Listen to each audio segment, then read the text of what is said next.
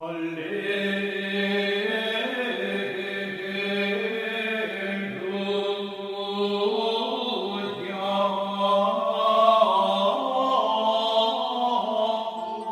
dos Reis.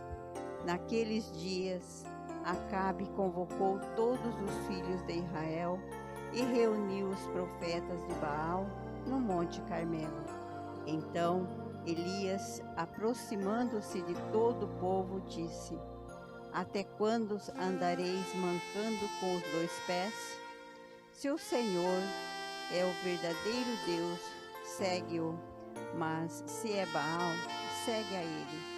O povo não respondeu uma palavra. Então Elias disse ao povo: Eu sou o único profeta do Senhor e resta. Ao passo que os profetas de Baal são 450. Dei-nos nos 2 novilhos, que ele escolha um novilho e depois de cortá-lo em pedaços, coloque-o sobre a lenha, mas sem pôr fogo por baixo. Eu preparei depois o outro novilho e o colocarei sobre a lenha, e tampouco lhe porei fogo. Em seguida, invocarei o nome de vossos deuses, e eu invocarei o nome do Senhor. O Deus que ouvir enviando fogo, este é o Deus verdadeiro. Todo o povo respondeu dizendo: Ótima proposição. Elias disse então aos profetas de Baal: Escolhei vós um novilho e começai, pois sois maioria, invocai o nome de vosso Deus, mas não lhe ponhais fogo. Eles tomaram o novilho que lhes foi dado e prepararam-no, invocavam o nome de Baal desde a manhã até o meio-dia, dizendo: Baal, ouve-nos. Mas não se ouvia voz alguma, e ninguém que respondesse. E dançavam ao redor do altar que tinha levantado. Ao meio-dia, Elias zombou deles, dizendo: Gritai mais alto, pois, sendo um Deus, tem suas ocupações. Porventura, ausentou-se ou está de viagem, ou talvez esteja dormindo, e é preciso que o acordem. Então, eles gritavam ainda mais forte e retalhavam-se segundo o seu costume, cada espada e lanças até o sangue escorrer. Passado ao meio-dia, entraram em transe, até a hora do sacrifício vespertino. Mas não se ouviu uma voz nenhuma, e nem resposta, nem sinal de atenção. Então Elias disse a todo o povo: Aproximai-vos de mim. Todo o povo veio para perto dele, e ele refez o altar do Senhor, que tinha sido demolido. Tomou 12 pedras, segundo o número das 12 tribos dos filhos de Jacó, a quem Deus tinha dito: Teu nome será Israel. E edificou com as pedras um altar ao nome do Senhor. Fez em redor do altar um rego, capaz de conter 2 medidas de sementes. Empilhou a lenha. Esquartejou o novilho e colocou-o sobre a lenha. E disse: Enchei 4 talhas de água e derramai-a sobre o holocausto e sobre a lenha. Depois disse outra vez, e eles assim fizeram uma segunda vez, e acrescentou ainda uma terceira vez, e assim foi feito. A água correu em volta do altar, e o rego ficou completamente cheio. Chegada a hora do sacrifício, o profeta Elias aproximou-se e disse: Senhor Deus de Abraão, de Isaque e de Israel, Mostra hoje que tu és Deus de Israel e que eu sou teu servo e que é por ordem tua que fiz estas coisas. Ouve-me, Senhor, ouve-me, para que este povo reconheça que tu, Senhor, és Deus, e que és tu que convertes os seus corações. Então caiu o fogo do Senhor, que devorou o holocausto, a lenha, as pedras e a poeira, e secou a água que estava no rego. Vendo isto, o povo todo prostrou-se com o rosto em terra, exclamando: É o Senhor que é Deus, é o Senhor que é Deus. Palavra do Senhor. Graças a Deus. Queridos irmãos, queridas irmãs, o convite de Elias, presente na primeira leitura, é uma coisa atual para os tempos de hoje. Qual que é o conteúdo do convite do profeta? Ele pede às pessoas da sua época, e serve para nós também hoje, que abandonem a idolatria. Abandonar a idolatria. Esse é o convite que o profeta faz. Este abandonar a idolatria significa parar de realmente abusar da bondade de Deus, do amor de Deus. Este abandonar a idolatria significa também deixar de lado essa história da gente ficar oscilando entre o verdadeiro Deus e os falsos deuses que fazemos a nós mesmos, ou que muitas vezes aceitamos aquilo que nos oferece, principalmente o mundo. Uma das grandes tentações que possuímos na vida é construir altares para falsos deuses em nosso coração. Por exemplo, quando valorizamos mais o dinheiro do que a fé, falso Deus, estamos construindo o altar para ele.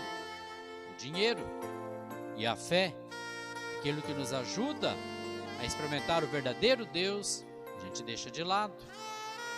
Quando damos mais importância ao status do que a vida simples e humilde, quando a gente quer ficar se ostentando, quando a gente quer ficar se aparecendo, se mostrando, quando a gente se julga ser melhor do que os outros, mais do que os outros, a gente está levantando um altar justamente na nossa vida para esses falsos deuses, e a gente vai deixando aquilo que nos coloca no caminho do verdadeiro Deus, que é uma vida simples, uma vida humilde.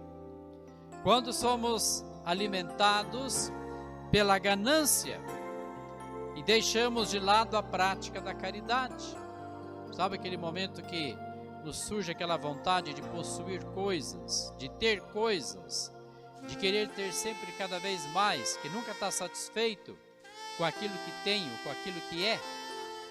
Então nós construímos um altar para falsos deuses e vamos deixando justamente este caminho da caridade que nos leva a ser solidário, próximo às necessidades do irmão.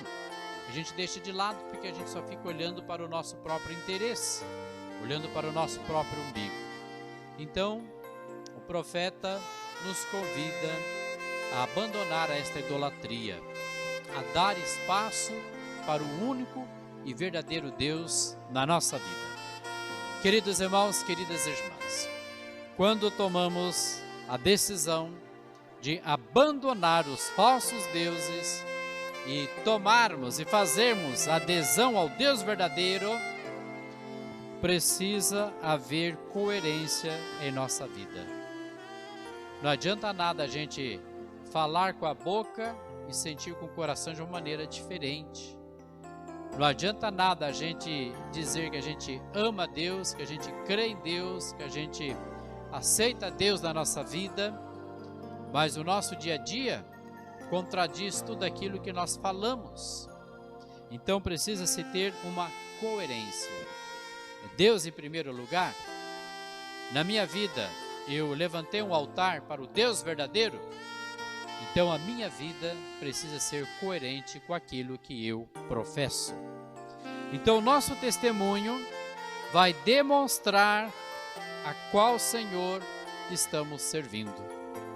Se a partir daqueles exemplos que eu dei, se a minha vida é cheia de fé, se a minha vida é marcada pela simplicidade, pela humildade, pela prática da caridade, a vivência do amor, então eu estou dando testemunho de que estou servindo ao Deus verdadeiro.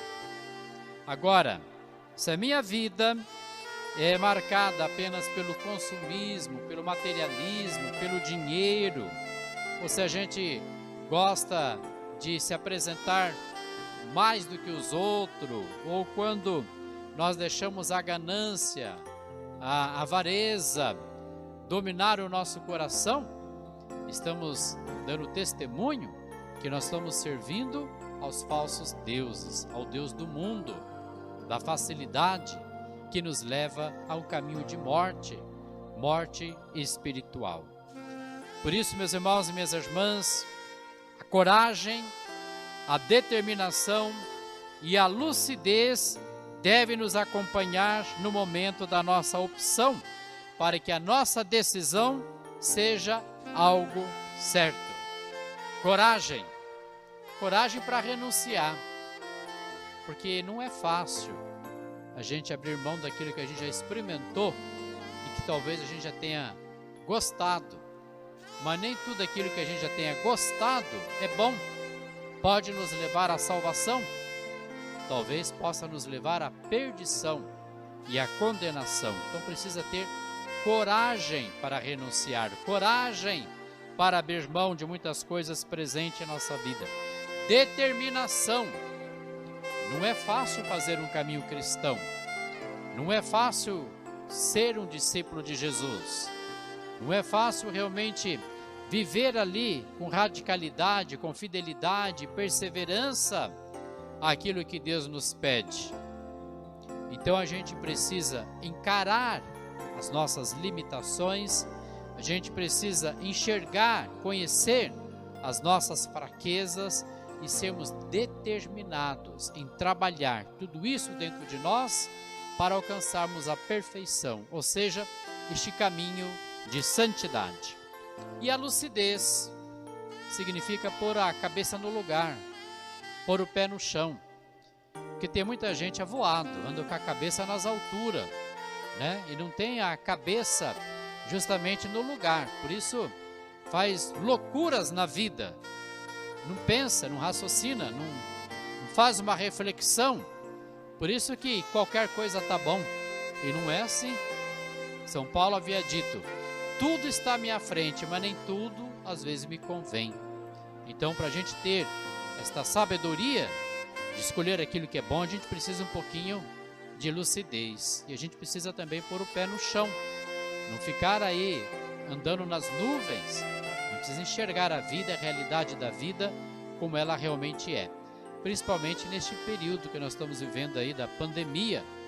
Tem que pôr o pé no chão. Então tudo isso nos ajuda a tomar esta decisão, fazer esta opção realmente coerente em relação ao verdadeiro Deus, aquele que nos ama, aquele que cuida de nós, aquele que realmente é solidário aos nossos sofrimentos, às nossas dores, e que está sempre pronto para nos ajudar na nossa caminhada.